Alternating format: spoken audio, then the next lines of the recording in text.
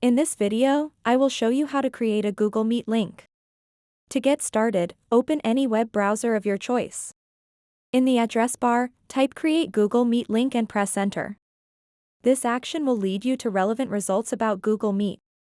Now, click on the first link that appears, meet.google.com. Once on the homepage of Google Meet, look for the blue button labeled New Meeting. Click on it. You'll see three options presented. Create a meeting for later. Start an instant meeting.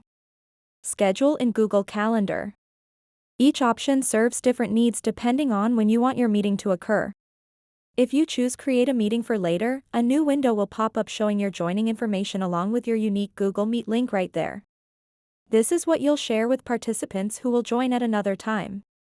Alternatively, if immediate interaction is what you're after, select Start an instant meeting. Clicking this will launch a live session right away. Upon starting an instant meeting, notice that there's a small window on the left side of your screen.